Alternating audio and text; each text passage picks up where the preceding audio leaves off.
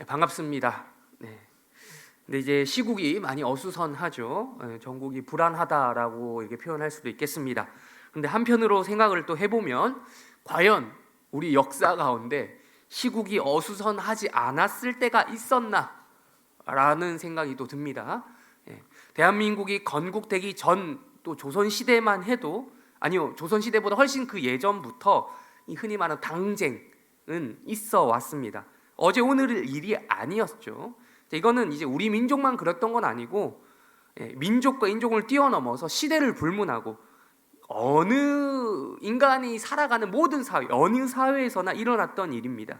그래서 그리스 철학자 아리스토텔레스 들어보셨죠? 그 사람이 했던 아주 유명한 말 중에 이런 말이 있지 않습니까? 인간은 정치적인 동물이다, 사회적인 동물이다 라는 말을 한 것은 그리스 사람들에게만 해당되는 이야기는 아니었다라는 거죠. 물론 그렇다고 해서 우리가 살아가고 있는 지금 시점의 문제를 도외시하라는 뜻에서 드리는 말씀은 아닙니다. 대통령 탄핵이라고 하는 아주 특별한 상황이 벌어진 만큼 그런 것은 분명 우리의 삶과 관련이 있습니다. 삶과 관련이 있습니다. 그러니 우리는 당연히 기도해야겠죠. 그리스도인으로서 이 모든 문제에 관심을 가지듯 이 문제 또한 관심을 가지고 기도를 해야 합니다. 당장 살아가고 있는 이 정황에 대해서도 관심을 가지고 기도하듯이 말입니다. 평소에도 우리가 기도하셨겠지만 이 시국 가운데 더욱더 기도해야겠죠. 사람의 뜻이 아니라 하나님의 뜻이 이루어지도록 기도해야 하는 것입니다. 그런데 여기서 좀 조심해야 될 것이 있죠. 기도는 하시되 정치적 토론에 휘말리면 안 됩니다. 특별히 교회에서 그렇다는 겁니다. 좋게 말해서 토론이지 이 논쟁, 쟁론이 되기 쉽습니다. 보수는 보수대로, 진보는 진보대로 다 각자 나름의 입장이 있거든요. 그들의 입장에 서보면 왜 그렇게 생각하는지, 왜 그렇게 말하는지 어느 정도 이해는 됩니다. 물론 이해가 된다고 해서 다 동의가 되는 건 아니시겠죠. 그럼에도 극단적으로 상대를 몰아세우거나 나와 다른 입장에 있다고 해서 상대를 무시하거나 경멸한다거나 그러지는 않을 수 있게 되는 것 같더라고요. 그런 것 같습니다. 근데 오늘 성경을 보면 예수님의 제자들 또한 우리와 우리의 상황 어느 정도 비슷한 상황에 놓여 있다라는 것을 알 수 있게 됩니다. 제자들도요, 제자들이 살던 시대가 뭐 달나라가 아니지 않습니까? 어디 별나라가 아니라 이 지구상에 존재했던 어떤 한 시점, 한 부분을 살았던 사람들입니다. 그래서 그들이 살던 시대 가운데 그들도 나름 정치적인 격동기를 경험하고 있었다라는 겁니다. 당시 유대 땅은 로마라고 하는 나라에 의해, 아주 강력한 나라에 의해 지배를 받고 있었습니다. 그때를 살아가던 유대인이라고 한다면 각자 나름대로 자신의 견해가 다 있었어요. 정치적 견해가 다 있었습니다. 또한 그렇게 가지고 있었던 것만큼 자신들이 그리는 이상향적인 사회, 세상이 있었다라는 겁니다. 구약 성경에는 나오지 않는데 신약 성경을 읽다 보면 뜬금없이 등장하는 파들이 있어요. 여러분들 들어보셨죠? 무슨 파입니까? 몇 가지 기억나시나요? 바리새파, 바리새파, 사두개파 들어보셨죠? 신약 성경에 나오는 또 열심당, 뭐 헤롯당, 성경에 나오진 않지만 세례 요한과 같은 그런 생활을 했던 사람들에 대해서 에세네파 뭐 이렇게 있습니다. 이런 각종 파들이 다 이게 뭐와 연결되어 있냐면 당시 정치적 상황과 관계되어 있는 이름이에요. 파의 이름이에요. 무리들의 이름입니다. 어쩌면 제자들은 엄청난 기적을 베풀 능력이 있는 예수를 중심으로 해서 아까 말씀드린 그런 바리새, 사두개, 열심당, 헤롯당, 뭐 에세네파 뭐 이런 등등 이런 파들의 이런 당들의 비벼볼 수 있는 예수당을 꿈꾸었던 것 같습니다. 예수당의 창설 멤버로서 자기 스스로를 그렇게 생각했습니다. 오늘 본문에서 제자들은 이러한 맥락에서 토론을 하고 있기 때문입니다. 토론. 우리 33절에 보시면 읽었죠? 맨 처음에 서로 뭘 했다고요? 토론했다. 토론. 근데 오늘 본문은 마가복음 9장이죠. 9장. 마가복음 9장 정도가 되면 우리 예수님께서 공생의 사역을 한창 하고 계실 때라고 할 수 있겠습니다. 예수님이 하셨던 공생의 3년간의 그 사역 가운데 뭐 많은 사역이 있었죠. 치유 사역을 비롯한 각종 기적을 베푸시고 하나님 나라의 말씀을 전하셨습니다. 근데 바로 앞선 장 8장에 보면요, 6장에 기록되어 있는 8장을 눈으로 쭉 한번 살펴보실 수 있으면 보세요. 8장에 보시면 6장에 기록되어 있는 그 유명한 오병이어 기적에 이어서 그것과 비슷한 칠병이어의 기적을 베푸십니다. 아니, 오병이어가 있고 칠병이 각각 다른 사건이에요. 다른 사건. 다른 사건. 사람들은요, 오병이어 단 한 번으로도 충분히 예수님이 어떤 분인지 알아야만 했습니다. 알 수 있어야만 했습니다. 근데 그분이 그러니까 예수님이 하나님이 보내신 하나님의 아들인 걸 알았어야 됐죠. 당연히 알 수 있었고요. 그러나 인간이 연약하잖아요. 악하잖아요. 연약함과 동시에 악하잖아요. 연약함과 악함을 아시는 예수님께서는요, 칠병이어를 또 한 번 나타내 보이시는 거예요. 물론 예수님이 이 땅에 오신 건요, 근본적으로 뭐 질병을 퇴치하거나 빈곤을 퇴치하거나 이런 뭐 정치인처럼 그런 목적으로 이 땅에 오신 것은 아니었기 때문에 매일매일 매 끼니를 그런 식으로 오병이어니 칠병이어니 뭐 혹은 삼병이어니 이병이어니 뭐 이런 식으로 기적을 베푸시지는 않았습니다. 단지 예수님이 오병이어와 칠병이어 등등의 사건을 몇 번 하신 이유는 사람이, 구약의 말씀 있죠, 구약의 말씀, 사람이 뭘로만 살 것이 아니요 떡으로만 살 것이 아니요 뭐로요? 하나님 말씀으로 살아야 된다는 것을 증명해 보이시려고 율법에 적혀지는 그 메시지를, 신명기 말씀을 직접 예수님의 입으로 말씀으로 먹을 수 있다, 말씀으로 살아야 된다, 예수님의 입으로 선포하시는 하나님 말씀으로 그런 일들이 가능하다라는 것을 보이시고 싶으셨기 때문에 그 일종의 샘플이에요. 샘플로 보여주신 기적이었습니다. 그럼에도 불구하고 이게 오병이어 한 번으로 끝났다면 시간이 지나고 난 다음에 사람들은 온갖 핑계를 대면서 그게 아예 한 번쯤은 그럴 수도 있지, 우연이었겠지, 착각이었을 수도 있어 라는 말들을 했을 것이 뻔했죠. 그래서 예수님이 한 번 더 하신 게 아닌가 싶어요. 칠병이어 기적을 한 번 더 베푸셨던 것 같습니다. 근데 여러분, 그 결과가 어땠습니까? 오병이어도 하고 칠병이어도 하고 그렇게 했는데 그 결과가 어땠냐고요. 그 표적으로 예수님이 이 땅에 오셨던 목적과 부합하게 사람들이 예수님이 하나님의 아들이구나, 메시아구나, 그분이 성경에 기록된 메시아, 오실 메시아, 그리스도구나 라고 하는 인정하는 일들이 있었습니까? 없었습니다. 아니었습니다. 예수님의 기대와는 상관없는 결과가 일어났어요. 사람들은 또 다른 기적을 요구했습니다. 요한복음에 그런 말씀 나오죠. 또 다른, 너희가 나를 찾는 것은 빵을 먹고 뭐 했기 때문이다? 떡을 먹고 배불렀기 때문이다. 또 다른 기적을 요구했어요. 빵 공장도 아닌데도 예수님이 계속 빵을 찍어내는 그런 분으로 요청을 한 것입니다. 또 다른 표적을 보여주고 또 보여달라고, 매번 그걸 증명해달라고 요청한 것입니다. 또한 예수님의 의도와 관계없이 예수님의 인기는 이미 하늘로 치솟았어요. 이런 기적들 때문에. 그러니까 예수님을 메시아로 인정하는 신앙 고백, 그러니까 우리가 주님을 나의 구원자, 나의 죄를 뭐 이런 신앙적 동기로 고백하는 그런 인기가 아니었다는 거예요. 이분이라면 이분이라면 어떻게 할 수 있지 않을까라는 이런 게 있었다. 이런 폭발적인 정치적인 기대가 사람들을 휘어잡았다. 이분이라면 우리를 굶어 죽지 않게 할 수 있을 거예요. 이분이라면 우리를 잘 먹고 잘 살게 해주실 수 있다. 이분이라면 오병이어 칠병이어 하는 거 보니까 또 사람들의 병 고치고 이렇게 하는 거 보니까 이분이라면 우리를 로마로부터 해방시켜 주실 수 있을 것이다.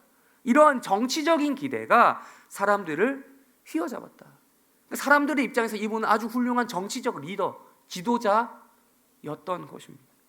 우리를 로마의 압제로부터 해방시켜줄 정치적인 해방자, 우리를 독립시켜줄 민족적 지도자로 적합하다는 이유였다는 거죠. 예수님을 가장 가까이서 따라다니면서 3년 동안 먹고 자고 하던 12제자들도 이것과 다르지 않았습니다. 이런 생각을 가지고 있었다는 것이 문제였습니다. 그래서 예수님은 8장 마지막에 보시면 마지막 부분에서 갑자기 12제자들에게 뜬금없이 이런 말씀을 던지십니다. 내가 누구게? 라고.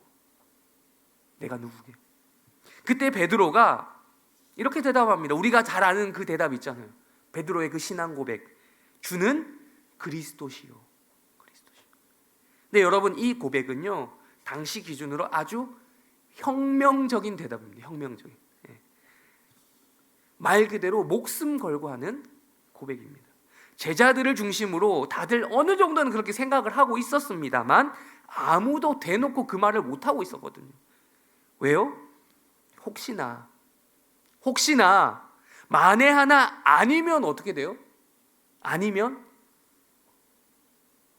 반역인 거예요. 국가 반역죄. 반역죄로 걸리면 그 길로 사형밖에는 답이 없는 겁니다. 예. 그럼에도 베드로는 예수님께 인생을 걸었던 거예요. 이분이라면 가능하다고 믿었던 겁니다. 즉 그래서 주는 그리스도이십니다 라고 하는 베드로가 당시 했던 고백이 우리가 하는 고백처럼 예수님이 하나님의 아들이고 주님으로 믿습니다 하는 우리가 하는 그런 신앙 고백이 아니었지만 그렇게 했던 거예요. 그러니까 이게 똑같은 고백이 아닙니다. 우리가 예수님을 주님으로 고백합니다. 나의 죄를 용서해 주시고 이런 고백으로 똑같이 보면 안 된다는 거예요. 이 베드로가 그 순간만큼은 이 고백을 할 때만큼 예수님을 정치적인 해방자로 기대하면서 그 메시아가 우리를 이렇게 해주겠다. 당신이라면 이런 기대에서 했다라는 것이죠.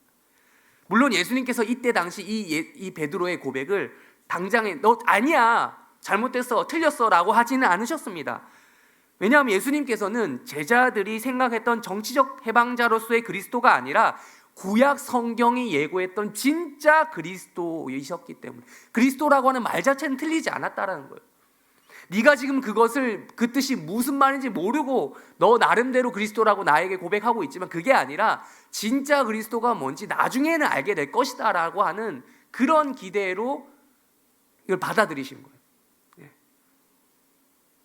그래서 이 베드로의 고백을 신앙 고백으로 어느 정도 받아들이셨던 거죠. 인정하신 겁니다. 나중에 때가 되면 다 알게 될 거라는 거예요. 예수님께서 십자가에 죽으시고 부활하시고 그리고 승천하시고 나중에 이 제자들이 성령을 받게 되면 다 알게 될 거라는 거예요. 그래서 베드로가 못 모르고 이게 고백이 신앙 고백인지 뭔지도 모르고 그냥 일단 해버린 이것이 단지 했을 당시에 그냥 그저 드러내서 말하고 다니지만 말라라고 주의를 주셨던 겁니다. 왜냐하면 아직 그때는 때가 아니었기 때문에 예수님께서 그리스도로 이 땅에 하실 일이 아직 남아 있었기 때문에 대놓고 그리스도라고 떠벌리고 다니면 안 된다라는 거예요.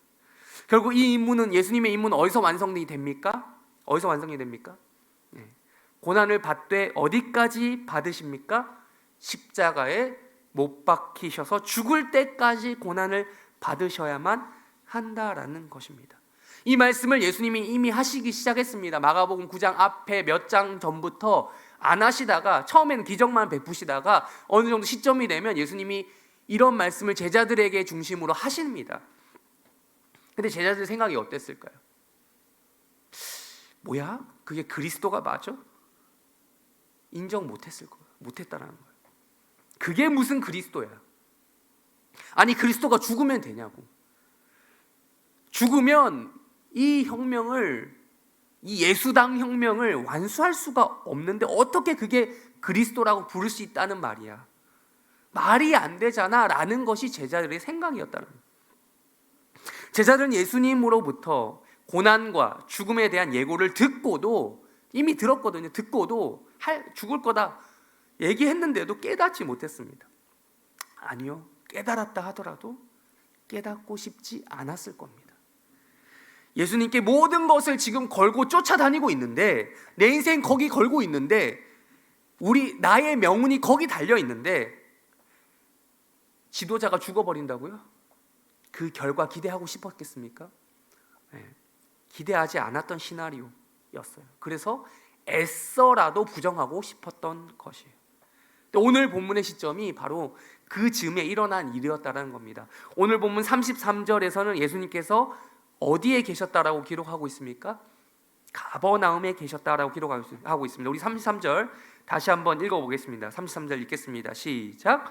가버나움에 이르러 제자들에게 물으시되 너희가 길에서 서로 토론한 것이 무엇이냐 하시되. 아멘. 여러분 예수님의 주요 사역지가 어디였는지는 아시죠? 예수님께서는 주로 어디서 사역하셨습니까? 그 팔레스타인, 그 가나안 땅, 팔레스타인 그 땅, 이스라엘 걸 딱 반으로 잘라서 보자면 어디? 주로 북쪽에서 사역하셨습니다. 구이스라엘 갈릴리 지방이라고 하죠.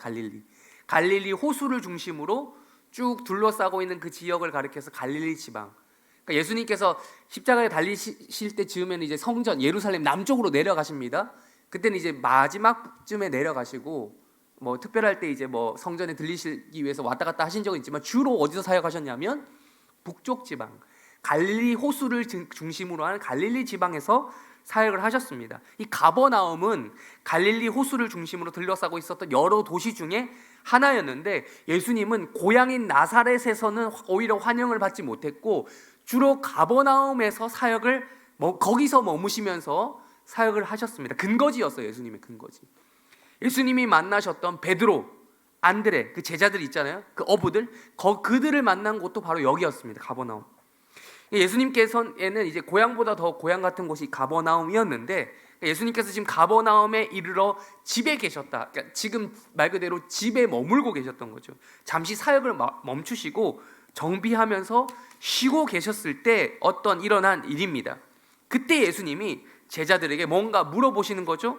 야, 너희가 길에 아까 오면서 집으로 돌아오면서 길 가다가 서로 토론한 내용이 뭐냐? 라고 물어본 거예요. 뭐냐? 예수님이 진짜 그 내용이 뭔지 몰라서 물어본 걸까요? 몰라서? 아니요. 아니겠죠. 당연히 아니겠죠. 예수님이 진짜 모를 뿐이 아니잖아요. 의도가 뭐였냐라고 생각해야 되는 거예요. 바꿔 말하면 야, 도대체 너희는 내가 말하는 거 이해는 하고 있냐? 라는 말이에요. 그렇게 물어본 것에 가까워요. 야, 나는 그리스도인데 너희가 생각하는 그 그리스도가 아니라 성경에 나온 그 메시아 그리스도는 죽임을 당할 거예요. 그리고 내가 얘기했잖아. 3일 만에 살아날 것이다. 성경대로 죽고 성경대로 살아날 것이다 라고 계속 너희들에게 가르치고 있는데 왜 자꾸 너희는 엉뚱한 소리를 하고 있냐? 라는 것입니다. 제자들도 예수님이 이 질문을 어떤 의도에서 하셨는지 대번에 알아차렸습니다. 이들도 바보는 아닙니다. 34절 읽겠습니다. 시작. 그들이 이는 길에서 서로 누가 크냐 하고 쟁론. 예수님께서 물어보신 의도가 정말 몰라서 물어보신 게 아니라는 것을 알았던 제자들은 순간 잠잠했습니다. 침묵했습니다. 침묵이 흘렀습니다. 길에 오면서 그들이 했던 토론은 어떻게 하면 예수님께서 가신다고 하는 계속 얘기하시는 요즘 들어 예수님 부쩍 그 말씀 많이 하시는데 고난 이야기, 죽음 이야기 그 길을 우리가 어떻게 하면 잘 도울 수 있을까? 어떻게 하면 우리도 그 길을 따라갈 수 있을까? 이런 게 아니라 어떤 토론이었다는 겁니까? 야, 서로 누가 크냐 하는 쟁론이었기 때문입니다. 여기 보시면 앞 33절은 토론이라고 번역되는 게 34절에 보면 쟁론이라고 번역이 됐어요. 그냥 단순한 토론이 아니라 쟁론, 즉 논쟁이 일어났다라고 표현할 정도로 아주 열띠게 말을 주고받았다는 거예요. 근데 그 내용은 예수님이 제자들에게 가지고 있었던 그 기대와는 전혀 다른 내용이었습니다. 누가 크냐? 즉 그들 사이에서 뭘 따지고 있습니까? 지금 서열을 따지고 있어요. 굳이 12명이 있는데 그 중에서 1번부터 12번까지 순번을 매기고 있는, 물론 1번부터 12번까지만 돼도 대단한 거죠. 12제자. 예수님을 따라다니는 사람들이 12명보다 더 됐거든요. 훨씬 더 됐는데 특별히 12명을 예수님이 따로 세우신 겁니다. 그러니까 1등부터 12등까지만 돼도 12등만 걸쳐도 참 행복한 건데 이들 사이에서 또 뭐 따지고 있다는 거예요? 서열 따지고 있는 겁니다. 순번. 근데요, 이게 여러분 사실 제자들 입장에서 매우 중요합니다. 이걸 지금 왜 이거 얘기하고 있냐면 지금 확실하게 안 해두면 나중에 더 곤란한 일이 발생하거든요. 나중에 정안해 오면 이게 늦는 거예요. 아까도 말씀드렸지만 이 제자들은 스스로 예수라고 하는 이 정치적 지도자를 내세워서 일종의 표현하자면 예수당을 시작한 자기들이 창설 멤버다, 창립 멤버다 라고 자기들을 생각할 가능성이 아주 높아요.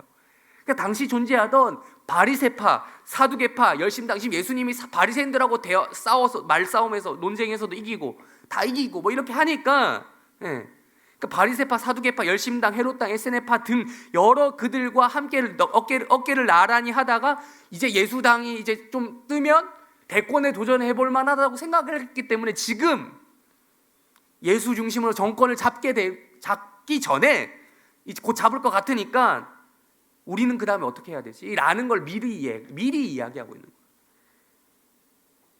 이걸 김칫국부터 마신다라고 하죠. 근데 이제 벌써부터 장밋빛 미래가 그려지고 있는 이 상황 가운데서 예수님이 자꾸 고난이니 죽음이니 뭐니 해서 초를 치는 게 제자들 자신들 입장에서는 아주 불편했을 겁니다. 아무튼 당사자이신 예수님의 뜻과는 상관없이 벌써부터 장밋빛 미래를 그리면서 아직 오지도 않은 미래에 대한 논공행상, 여러분 논공행상이라는 말 들어보셨죠? 공을 논하고 누구의 공이 더 얼마나 크고 작고 공을 논하고 상을 받을 생각, 상을 베푼다, 상을 행한다, 그럴 생각에 부풀어 있었던 거, 농공행상. 물론 그들 입장에서는 그럴 법도 했다라는 거죠. 예수님께서 이대로만 해주시면 되었거든요. 예수님이 그렇게 계속해서 기적만 베풀어 주시면 워낙 혼란스러운 시대적 정황이었기 때문에 그들에게, 그러니까 바리새파에게만 사람이 모였던 게 아니라 막 사두개파 여러 개 막 파가 지금 갈려져 있잖아요. 그 중에서 예수당이 확실하게 과반수 뭐 이 정도만 차지하면, 사람들이 지지를 받으면 할 수 있다라는 거예요. 세력을 얻을 수 있다는 거예요. 워낙 혼란스러운 정황이다 보니 세력이 형성되는 건 시간 문제였다는 거예요. 이대로만 예수님이 해주면 돼요. 계속 기적만 베풀어주면 돼요. 너무나도 확실한 장밋빛 미래가 보였으니 충분히 이러한 농공행상을 미리 서열을 정해두는 것도 상상을 할 법도 했다라는 거죠. 그래서 토론을 넘어선 논쟁을 하고 있었다라는 것입니다. 그러나 예수님은 35절에서 37절에서 볼 수 있듯이, 눈으로 보십시오. 어린아이 한 명을 데려다가 다시 한번 내가 걸어갈 이 길이 정치적 대권을 잡는 그 길이 아니라 고난의 길, 십자가의 길임을 주지시켜 주십니다. 그럴 뿐만 아니라 자기만 그런 길을 걸어갈 것이 아니라 나를 따르는 너희도 이 길을 걸어가야 한다라고 말씀을 하고 계시는 겁니다. 여러분, 어린아이 어떻습니까? 지금이야 어린아이 아주 중요한 대상이죠. 지금 시대의 어린아이는 아주 우리에게 희망찬 다음 세대, 이런 말 많이 들어보셨잖아요. 지금의 저출산, 더더군다나 또 저출산 시대라서 아이들이 귀합니다. 아이 한 명이 귀하고, 또 주일학교가 안 그래도 형편이 대부분, 우리 해림교회는 독특해서 그런데 이제 대부분의 교회의 주일학교가 힘들다고 하지 않습니까? 그런 한 명이 귀한 교계의 상황도 있지만, 여러분 당시 기준으로 보면 어린아이는요 사람 취급도 못 받았습니다. 다음 세대 이런 말 같은 게 전혀 없었어요. 우리나라만 해도 50년 전에, 60년 전에, 100년 전에 아이들 진짜 별 것 없었잖아요. 무시당했잖아요. 세상에서 아무도 주목하지 않는 대상이었다는 거예요. 그러니까 특별히 이 제자들의 생각 같아서, 유대인들의 생각 같아서는 이 아이들이 정치적으로 뭔가 할 수 있는 게 있습니까? 없죠. 정치적인 기대와는 전혀 무관한 대상이에요. 효용성하고는 완전 무관한 대상입니다. 그러니까 누가 크냐라는 것을 이들이 가가지고 논쟁을 했는데, 그것과는 정반대의 의미를 가지고 있는 작은 자를 의미한다라는 것이죠. 그게 어린아이였습니다. 예수님께서 그래서 의도적으로 이 어린아이 한 명을 데려다가 내가 걸어갈 길은 정치적인 대권을 잡는 그 길이 아니다라는 것을 말씀하고 계셨다. 제자들인 너희도 이 길을 걸어가야 한다라는 것을 말씀해 주고, 여러분 근데 이런 이야기 들으시면 어떻습니까?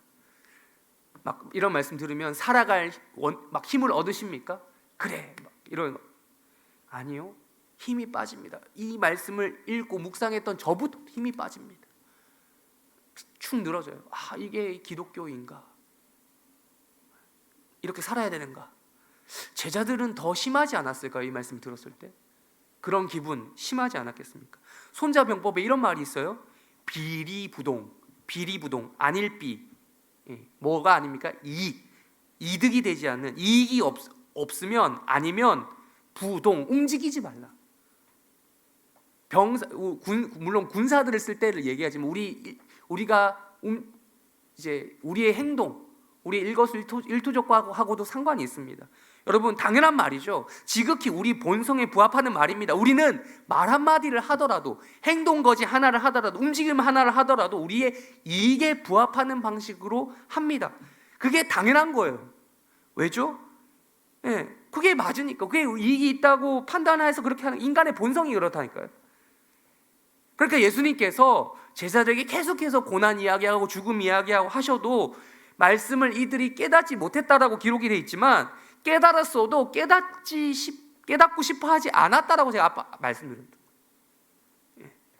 인간의 본성상 이익이 안 되는 이야기는요, 듣지만 들어도 들리지 않아요.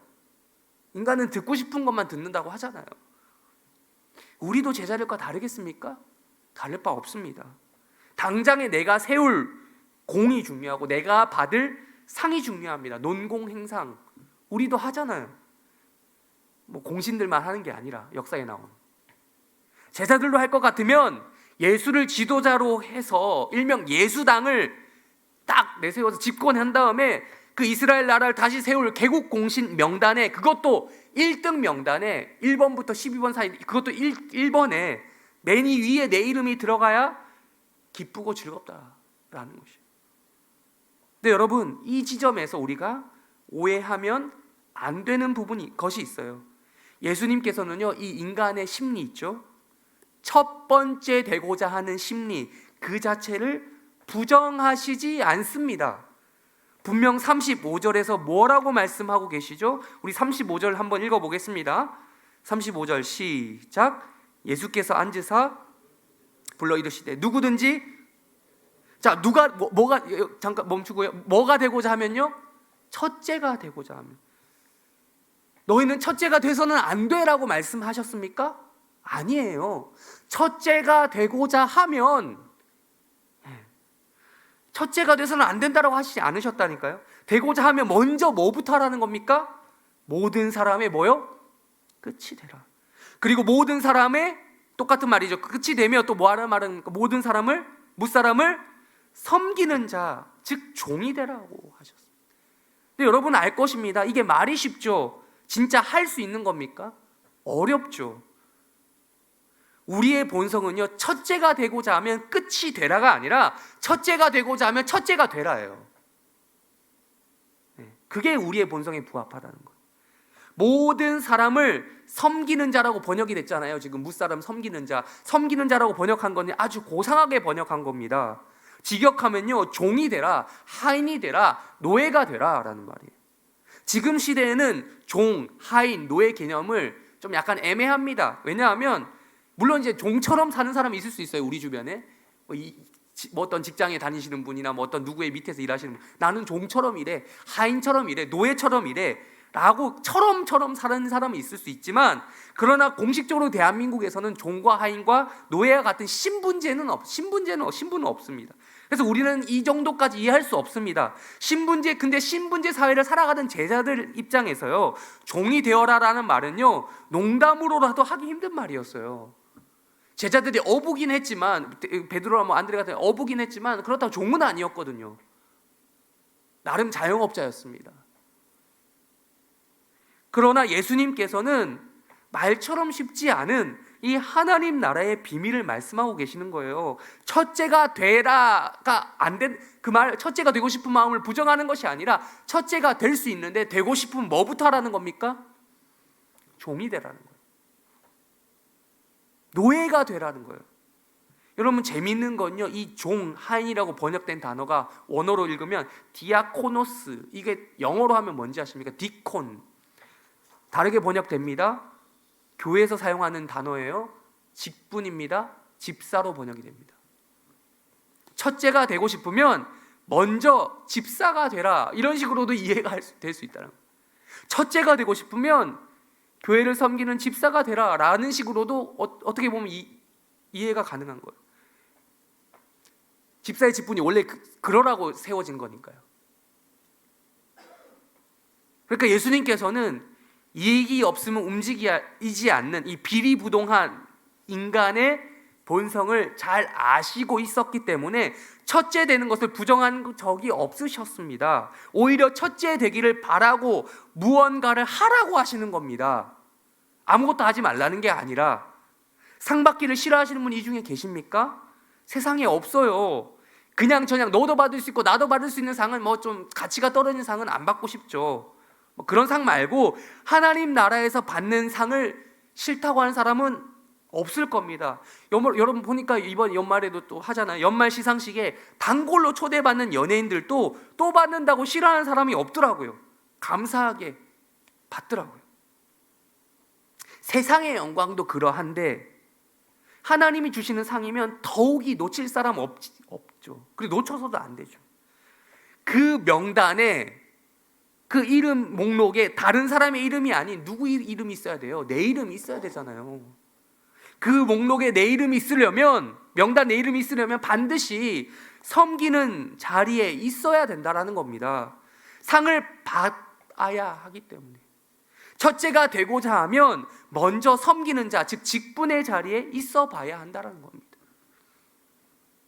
그런데 여러분, 우리나라는 유교 문화권이죠. 근데 유교 문화권 중에서도 유난히 중국, 일본도 역시 유교 문화권인데 중국, 일본보다도 더욱이 유난히 겸양이라고 할까요? 혹은 겸손이라고 할까요? 이것을 미덕으로 삼는 경향이 있는 편입니다. 그래서 그런지 겸손을 미덕으로 삼는다는 핑계로 뭐 공직을 하면 뭐 그걸 사양한다거나 뭐 공을 세우는 것을 뭐 몇 번 이렇게 한다거나, 이름을 드러내는 것을 유난히도 어려워합니다. 몇 번 사양하고 나서 하는 것을 받는 것을 또 원칙으로 하거나 뭐 그렇습니다. 여러분, 공을 세워서 이름을 떨치고자 하는 마음을 한자어로 뭐라고 하냐면 공명심이라고 합니다. 오늘 설교 제목입니다. 주보에 적혀져 있는. 우리나라에서는 이 공명심을 제가 찾아봤더니 부정적 사례로 소개하는 경우가 대부분이더라고요. 검색 결과는. 부정적 사례를 많이 소개합니다. 근데 여러분, 이걸 무작정 나쁜 것으로 보아야 합니까? 아닙니다. 어떤 방식으로 어떻게 누구를 위하여 그 마음을 가지는 것이 중요하다는 것입니다. 여러분, 진짜 정치를 위해서 여러분 고심 많이 하시죠? 나름의 자리, 나름 생각 있으시죠? 이 중에서 제가 그래도 여러분에 비해 연령대가 어린 편인 것 같은데 저도 요즘에 정치에 관심이 없던 사람이 생겼어요. 보게 되더라고요. 근데 여러분, 중요한 건 그거 아닙니까? 진짜 공명심을 가진 지도자가 나타나야 되지 않겠습니까? 다 일 안 한다고 하면 누가 할 것입니까? 공을 세워서 이름을 떨치고자 하는 그 마음을 가지고서라도 제대로 할 수 있는 사람이 있다면 세워져야 되지 않겠습니까? 이 나라에. 누구를 위하여 어떻게 그 마음을 가지는 것이 중요하다는 거죠. 제자들처럼 단순히 누가 크냐를 논쟁거리로 삼는 수준에서의 공명심은 피해야겠죠. 그러나 누가 이 어린 아이와 같이 작은 자를 섬기는 자가 될 것인가의 문제에 있어서는 선한 토론, 이 논쟁이 되더라도 토론을 해야 된다는 거예요. 그거 하라고 교회에 하나님께서 목사를 세우셨고, 또 목사라는 직분, 장로라는 직분, 권사라는 직분, 집사 등 이 직분 체계라는 게 있잖아요. 그게 존재하는 것입니다. 그런 의미에서 제발 공을 좀 세우시고 이름을 드러내고자 하는 그런 공명심을 제발 좀 다들 가지셔야 된다는 거예요. 직분이 없으신 분들, 이 중에는 뭐 성도라 불리시는 분들도 있겠지만, 뭐 성도라 불린다 하더라도 그런 직분에 방불한 일을 하시거나 어떤 뭐 직분을 가지신 분들 그렇게 하셔야 된다. 가지기를 또 갈망하셔야 된다는 거예요. 무조건 여러분 내뺀다고 될 일이 아닌 겁니다. 모두 다 빼면 누가 교회 일하고 누가 이 작은 자 영혼을 위해 사역하고 하나님 나라를 위해 헌신하겠습니까? 연초부터 주보에 오늘도 이제 명단이 뒤에 나와 있죠. 찬양대 명단인데, 연초부터 주보에 몇 주간 올라왔던 이 섬김이 명단에 내 이름이 없네? 있어야 되는데 없네? 그리고 그거를 조금 이상하게 생각할 줄 알아야 됩니다. 물론 주보에 올라오는 명단에 꼭 있어야지만 섬김의 자리에 있는 건 아니겠죠. 그건 아니고 각자의 자리에서 귀하게 섬기시는 분들이 계십니다. 또 이 해림교회가 아니라 또 이 해림교회 말고 다른 교회에서나 혹은 또 다른 기관에서 그러한 마음으로 섬기고 사역하시는 분들이 있으실 겁니다. 근데 제가 단적으로 예를 들어서 말씀드린 거예요.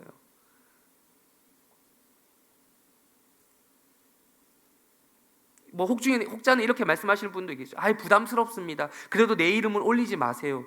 그렇게 이야기해도 이렇게 말씀하시는 분들이 계시죠. 좋아요, 좋은데 그러나 가장 먼저 우리는 우리의 이름을 위해서 사역하는 것이 아니다라는 것도 전제해야 합니다. 그래서 37절에서 예수님께서 이렇게 이야기하셨던 겁니다. 37절 읽겠습니다. 시작.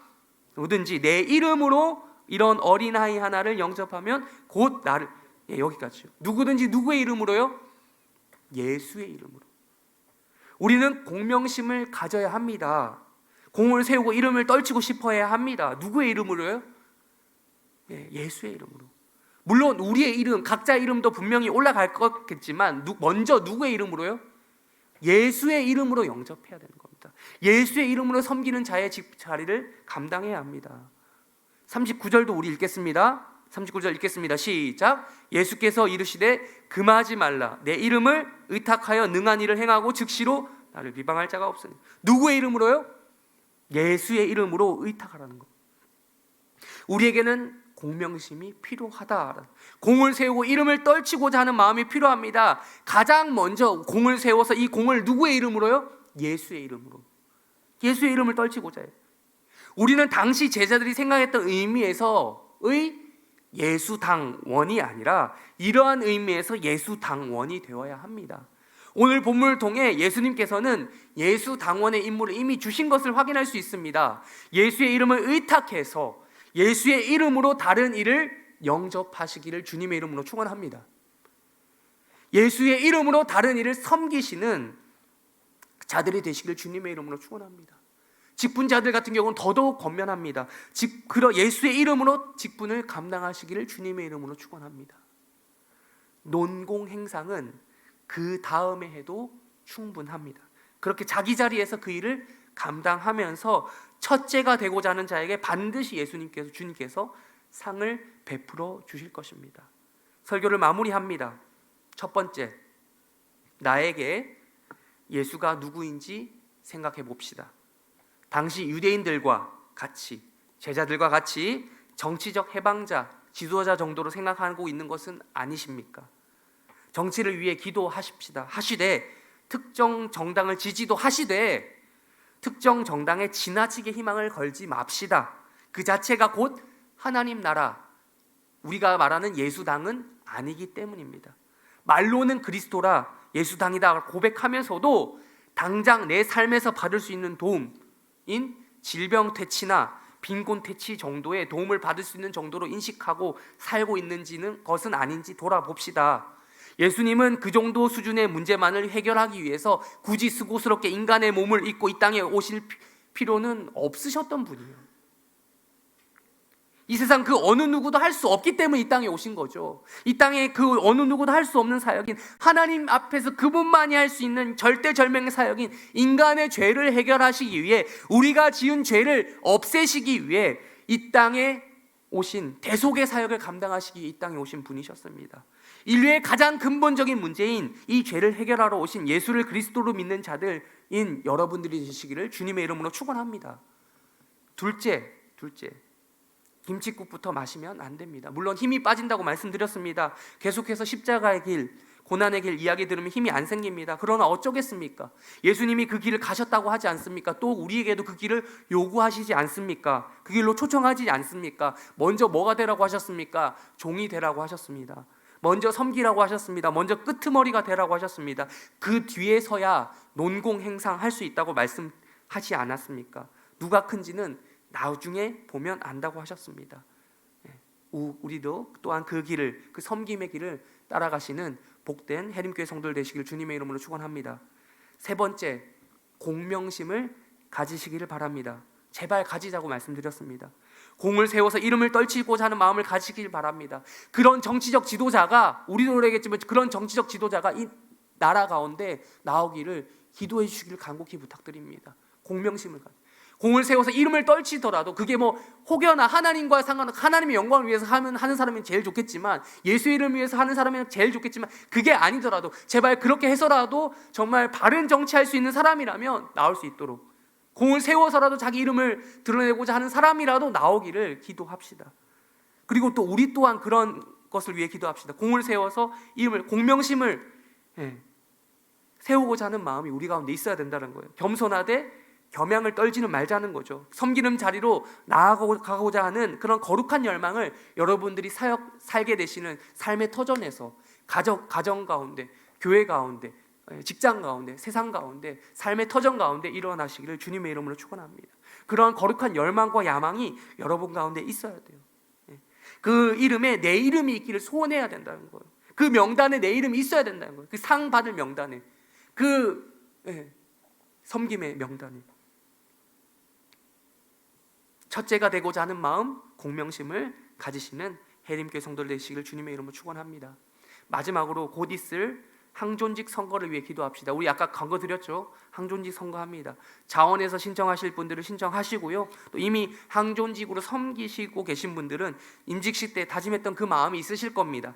그 마음으로 공명심을 가지고 예수의 이름에 담긴 명예와 자신의 이름에 담겨있는 그 명예를 위해서 최선을 다해 사역하시다가 영원한 천국에서 밝히 드러날 그 이름이 빛나며 상까지 받으시는 성도들이 되시기를 주님의 이름으로 축원합니다. 기도하겠습니다. 하나님 아버지 감사합니다. 오늘 이렇게 공명심이라고 하는 제목으로 하나님 말씀을 나누었습니다. 여기서 오늘 예배드리며 말씀 들었던 모든 백성들, 모든 성도들 가운데 이런 공명심이 있기를 간절히 소망합니다. 공을 세우고자 하는 그 마음이, 첫 번째 예수의 이름을 위하여 공을 세우고, 또한 우리의 이름, 자신의 이름이 자신의 이름이 하늘나라에 떨쳐지는 놀라운 그런 일들을 위해서 사역하고 마음을 품고 살아가는 귀한 복된 해림교회 성도들 되기를 간절히 소망하며 예수님의 이름으로 기도합니다. 축도로 예배를 마치겠습니다. 지금은 우리 주 예수 그리스도의 은혜와 하나님의 사랑과 성령의 교통, 인도, 위로 함께 하심이 이곳에 모여 예배드린 공명심이 가득해지기를 간절히 소망하는 모든 해림교회 성도들 가운데 함께 있을지어다.